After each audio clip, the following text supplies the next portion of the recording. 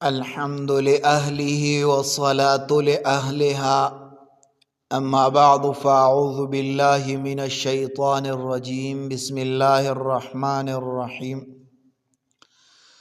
قد أفلح المؤمنون الذين هم في صلاتهم خاشعون صدق الله العظيم۔ محترم بھائیوں اور بہنوں، ہم نے نماز کو شروع کیا۔ اس میں ہم نے چند ویڈیوز بنائے ہیں، وہ ہے نماز کا طریقہ اور نماز کے جو مسائل ہے، فرائض اور واجبات اور مستحبات اور سنت، یہ ہم نے بیان کیے ہیں۔ لیکن آج ہم وہ مسائل بیان کریں گے کہ جو اکثر لوگوں کو معلوم نہیں ہو۔ اکثر لوگوں کو یہ مسائل معلوم نہیں ہے کہ ہم کیا کریں گے۔ تو پہلا مسئلہ یہ ہے، قرآن کی ترتیب کے خلاف قرأت کرنا مکروہ ہے، یعنی نماز میں قرآن کی ترتیب کے خلاف قرأت کرنا مکروہ ہے۔ اگر آپ پہلے سورۃ ناس پڑھے اور پھر اگلی رکعت میں سورۃ اخلاص تو یہ مکروہ تنزیہی ہے، یعنی پہلے رکعت میں سورۃ ناس پڑھے اور دوسری رکعت میں سورۃ اخلاص پڑھے، یعنی قل هو اللہ احد، تو یہ مکروہ تنزیہی ہے، یعنی ترتیب الٹانا نماز کے ادب کے خلاف ہے۔ ترتیب الٹانا یہ نماز کے ادب کے خلاف ہے۔ یہ تو پہلا مسئلہ ہو گیا۔ دوسرا مسئلہ، فرض نماز میں سورۃ فاتحہ پڑھنا کافی نہیں۔ فرض نماز میں سورۃ فاتحہ پڑھنا کافی نہیں ہے۔ فرض نماز کی پہلی 2 رکعتوں میں سورۃ فاتحہ کے ساتھ کوئی سورہ یا آیت بھی ملانا واجب ہے، یعنی ایک بڑا آیت یا 3 چھوٹی آیتیں، یہ سورۃ فاتحہ کے ساتھ ملائیں گے۔ صرف سورۃ فاتحہ پڑھنے سے نماز ناقص ہوگی اور سجدہ سہو لازم آئے گا، یعنی سورۃ فاتحہ پڑھیں گے اور اس کے ساتھ ایک سورت یا ایک بڑا آیت یا 3 چھوٹی آیتیں یہ ملائیں گے، ورنہ یہ نماز ناقص ہوگی۔ تیسرا مسئلہ، رکوع میں سبحان ربی العظیم اور سجدہ میں سبحان ربی الاعلیٰ کم از کم ایک بار پڑھنا واجب ہے۔ سجدہ میں اور رکوع میں سبحان ربی العظیم یا سبحان ربی الاعلیٰ، یہ رکوع میں اور سجدہ میں ایک بار پڑھنا یہ واجب ہے۔ 3 بار پڑھنا یہ سنت ہے، مگر ایک بار پڑھنا واجب ہے۔ اگر بالکل نہ پڑھا تو سجدہ سہو واجب ہو جائے گا۔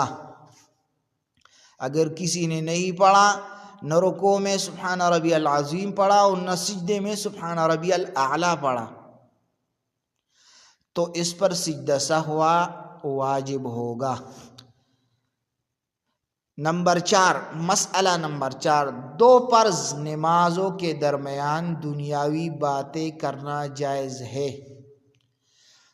مثلا عصر کے بعد مغرب سے پہلے آپ بات چیت کر سکتے ہیں، مگر ایک ہی نماز کے اندر بات کرنا نماز کو توڑ دیتا ہے۔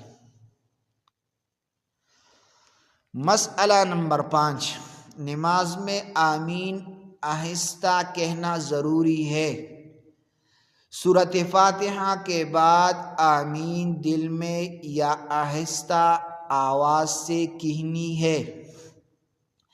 جہری نماز میں یعنی مغرب، عشاء، فجر میں بھی آمین بلند آواز سے کہنا مکروہ ہے، یعنی بلند آواز سے آمین کہنا مکروہ ہے۔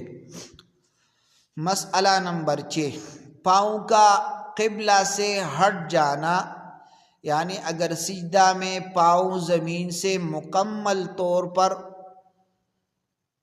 اٹھ جائے دونوں پاؤں اور وہ کیفیت کچھ دیر تک برقرار رہے تو نماز ٹوٹ سکتی ہے۔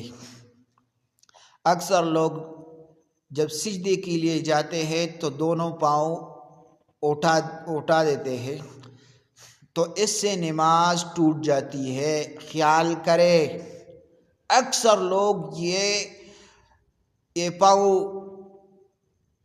اٹھاتا ہے تو اس کی وجہ سے نماز ٹوٹ جاتی ہے۔ ان کو معلوم نہیں ہے کہ مسئلہ کیا ہے۔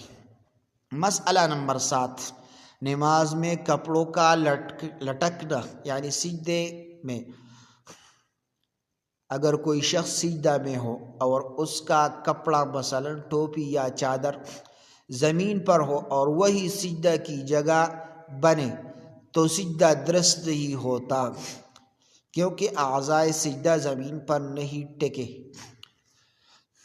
کوئی چیز گر جائے اور اس کے اوپر سجدہ کرنا، اس سے سجدہ درست نہیں ہے، لہٰذا اس سے گریز کرے۔ مسئلہ نمبر 8، اگر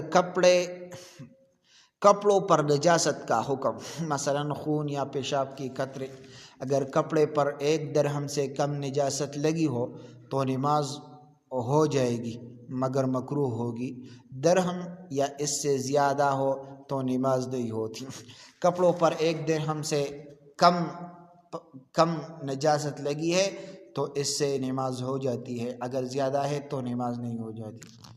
مسئلہ نمبر 9، نماز کے دوران شک ہو کہ وضو باقی ہے یا نہیں۔ اگر نماز میں شک ہو جائے کہ وضو باقی ہے یا نہیں اور یقین نہ ہو تو نماز توڑنی ہوگی اور وضو کر کے نماز دوبارہ پڑھنی ہوگی۔